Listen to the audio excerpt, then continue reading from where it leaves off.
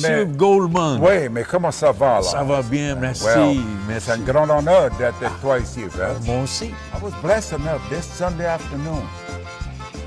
We're going to play a gig, a house dance, La La dance, French dance. La La. Okay, La La music. So he drove up on his horse. We opened the gate for him. Our best musician we had, Tommy Gad Joint, Ari LeJean, many others. They sung that music from the heart. You know, just like when you're broken heart about something, you're upset, but you got sorrow. It's not you sorry, but that's what the feeling, the music call. You're playing the music, but you gotta have this to blend with that music what you do. That music is gonna be touching. It's gonna be touching. Again, that generation of Amade came to your generation, Yes. and now to this generation today. Yeah. Well, you and I talked earlier about the song you just recorded, Kofar. Yeah. What does that mean, Kofar? Kofar, now, the way I look at it, he's going out with this girl, with his girlfriend, and he go every Sunday evening. That's how it was, you see. You had to dress up on Sunday evening. You had to have the permission of the parents to go at the house. The upset it can come over. It went on for a while. Then they told the daughters, we no longer want him to come back. You gotta tell him, don't come back. We don't want him at our home no more. And that's why the song was made. Why? Kofar. How come? What the reason Kofar? Yeah. How come? Why? Yeah, why? Yes. Is there anything you want to tell the new ones, the next generation coming up? Sure. The music, I realize the young generation. But now, the only thing I got, they don't went too far off. You know, it's a tree got limbs. Big limbs. It's okay going a short distance on the limb, but change a little bit. But I'm not gonna name nobody, but somehow good musician out there they fell off of the limb. So I think let's never forget the old Creole La La music, Cajun music, where we from. Right. Well, from what I understand, Cajun, white Cajun and black Creole music in the early 20s were identical. In fact, the black Creoles and the white interacted, right? Amen to that. And Amade Ordwin laid the foundation for both Cajun and Creole and Zydeco. We got some musicians, we got great musicians out there, but I don't know why they took another route. They're leaving people like Army Dad Joint, Ari LeJean, Nate Napshaw, Albert Roger, all great musicians. So what I'm worried about, one day to come, the young generation, it's something, that's why I appreciate what you're doing here tonight. If nobody worry about doing nothing, what's gonna happen? It's an honor for you. You take that step and you want to keep it. Right, keep it. Don't let it die out until what we got nothing no more.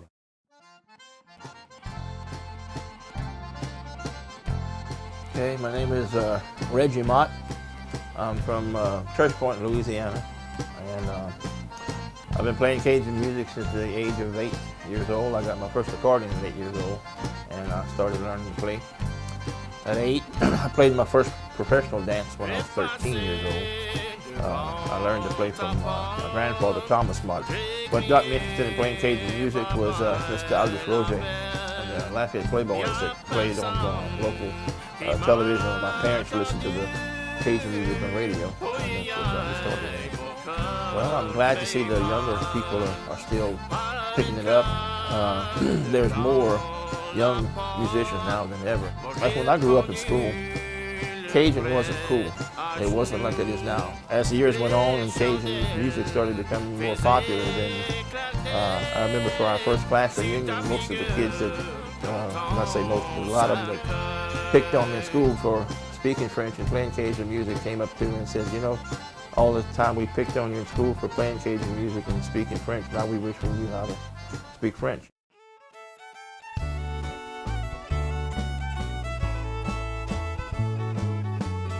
Jolie Blanc actually means a lot to me. It holds a special place in my heart because whenever Papa was teaching me, he would tell me that a lot of his style came from going and hearing Jolie Blanc, and hearing the Cajun music but with a Texas influence, and he wanted to replicate that.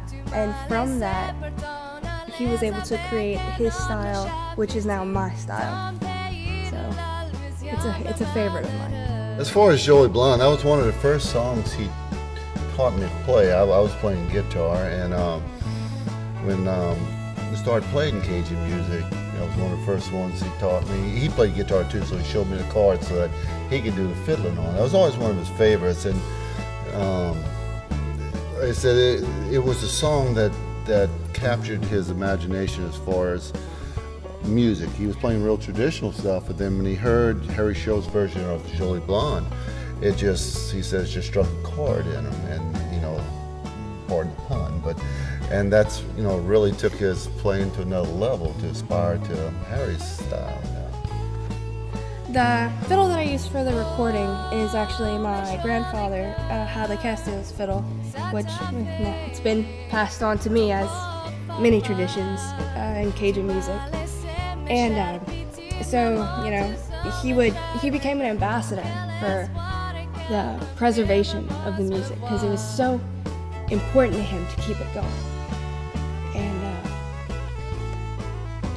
it's become important to me too now. And sometimes I'll play his fiddle, and, you know, we'd go on different tours and stuff, and he'd want to tell people about Louisiana and our culture and stuff. And, you know, he'd be on stage talking about a crawfish, and everybody's like, what's a crawfish? So he'd bring the fiddle, show the crawfish on the back, and of course the Acadian flag, and just another way to keep the culture going, you know?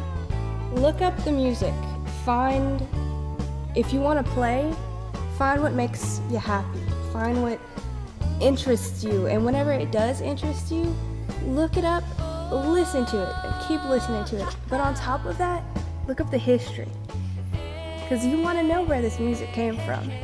You know, it's our Cajun music is a part of our heritage and our culture, and for the younger generations, if we don't know about it, how are we going to tell the stories? How are we going to keep it going?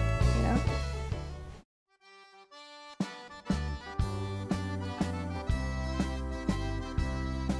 Well, what is your name, young man? Bubba Hebert. Bubba Hebert. And how old are you, Bubba? I'm 12 years old. And when did you learn to play Cajun music? Well, I've started whenever I was 5. You started playing the accordion when you were 5? Yes, ma'am. Did anybody teach you, or you kind of learned on your own? Or? It was a mixture between the both of them. I mean, I've learned whenever.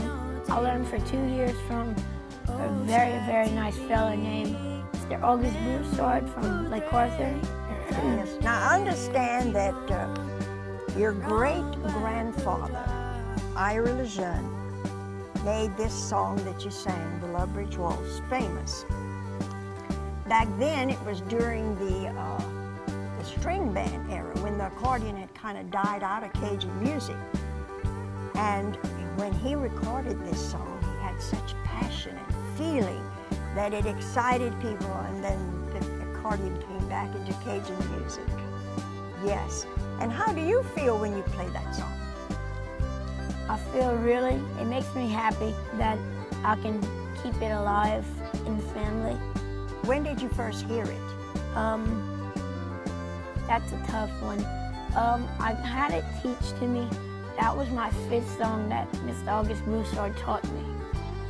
And I've heard it first on my grandpa's CD. It was one day and my mom had it on the radio, and I heard it, so that's what made me. want to learn it, huh? And your grandfather, now that's Eddie Lejeune, right? That was Iris' son. Okay, now I know he was a very good accordion player and a musician. And you know, he has a CD titled It's in the Blood. Do you believe that's true for you? Yes, ma'am. I think it just came natural. Well, Bubba, what advice would you have to give to younger people that comes after you about Cajun music? Basically, if they have a dream to play, never give up on it. There's always a way to add in another instrument. There's always room. There always will be. Well, when my dad died, I got a D accordion from him. My mom passed it down to us, and every now and then I'd take it out and I'd try to play it, which I'm not very good. And when I would play the few songs, Bubba, he was little, he was 4 months when my dad passed, and Bubba would come and try to grab the accordion. I never would let him. Well, he was about 18 months old, and he sat on the table with his legs open and the accordion was in the front, and he started pushing and pulling and pushing and pulling that accordion, and the smile on his face, I knew right then and there he would play an instrument, that music would be in his blood.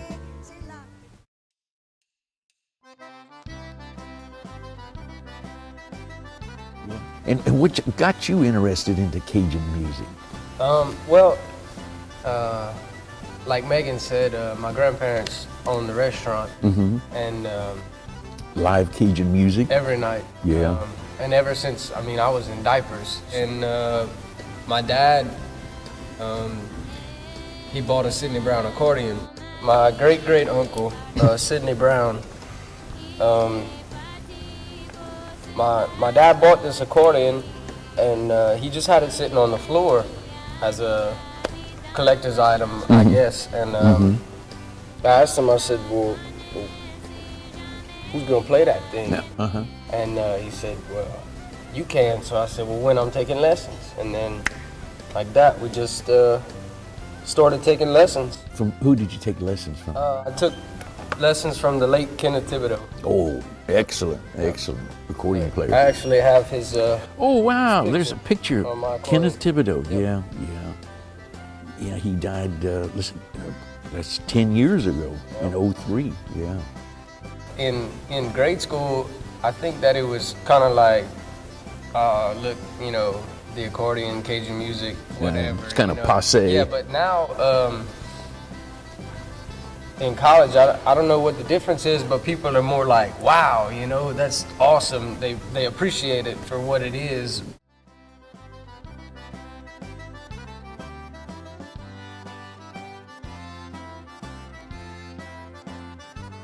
I met up with Nathan Abshar. Ah, and what do we got here? Okay, this here is Nathan's accordion, not his original accordion. Now, Right. But let's explain who Nathan Abshire was. A legend in Cajun music. He recorded many songs, played with the Balfour Brothers a lot.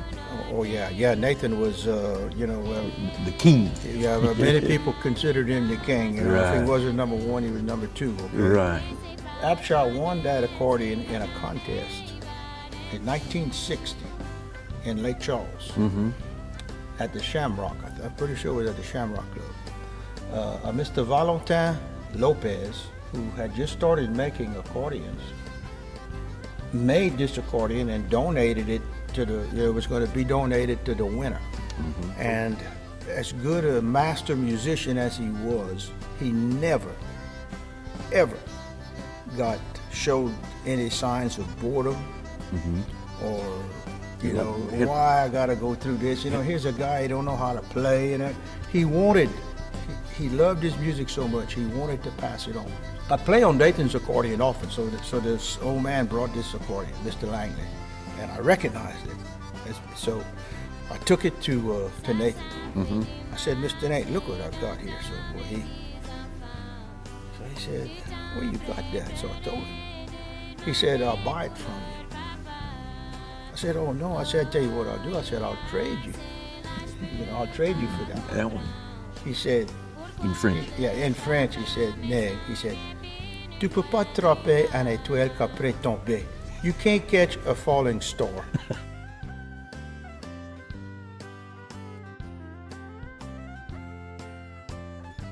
Had no intentions of ever playing anything. I would have liked to, but you know, it was where at that time, you know, 35, 40 years ago, where you go buy an accordion? You know, it was hard. You know, who's got a fiddle? You know, no such thing. And I mean, there was no, you know, saying, well, this is what I want to play. You know, fiddle is not what I wanted to play. Really? Fiddle is the only thing I can get my hands on. Cajun music is here forever. It's here to stay.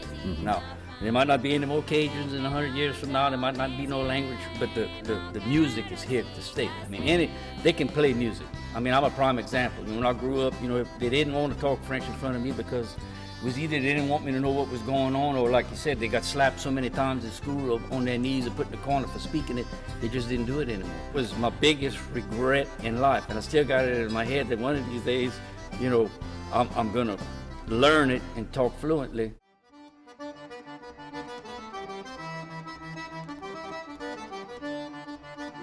My dad played accordion. My family was from Mamou, and my uncle was Reven Reed, who Oh, really? who did the radio show in Mamou. But you know, that was all great. But it wasn't until I heard a record of Dennis McGee, and then I was playing electric bass. I was actually into jazz, and I was playing guitar and electric bass. But I heard Dennis McGee, and I was like, I want to play that. Really? And it was just so cool. I have distant relatives like J.B. Fuselier, Lawrence Walker, Really? Cleveland Mayer. Yeah. Some very, very famous Cajun musicians. It's in the blood. Distant. You got your fiddling from Dennis McGee, from Dennis McGee to you, and you to Zach today. Well, where do you see Cajun music going? Is it changing? Will it die? No, it definitely won't die. I mean, I think it's going to change. You know, it's going to have to, because you can only play the Eunice two-step so many times. You know? It's going to have to change. But you have your people already right now, your artists that are changing it, and some people don't like it.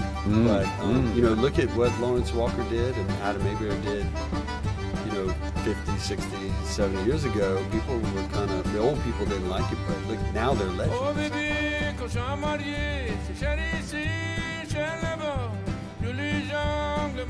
Tell me, how did you get into Cajun music? Well, my parents, I come from a musical family. My parents played music. My dad had a Cajun band called Andrew Gilbo and the Sunset Playboys. He played accordion and my mother played drums. Really? Yes. Of course, my grandfather played and my great-grandfather played. So that's 3 generations. Generations, correct. Great-grandfather, grandfather, Father and father. And now you. Now me. 4 generations down the line. Right. In my generation, I was told I was the first female to get out in the public with Cajun music. And in those days, if you got on stage in the Cajun music scene, it was a no-no. Cajun women didn't do that. They were expected to be home, domesticated. I did that for a while until I said, well, I'll put my own band together, and I did. Well, I understand you're the very first one to have an all-female Cajun band. Again, correct. That's what they told me. And through thick and thin, I've been fighting this, you know, trying to, with health issues, to continue this career, and it's been a wonderful career for me because it's my love, you know. It's in my soul. And it's fun. And it's fun.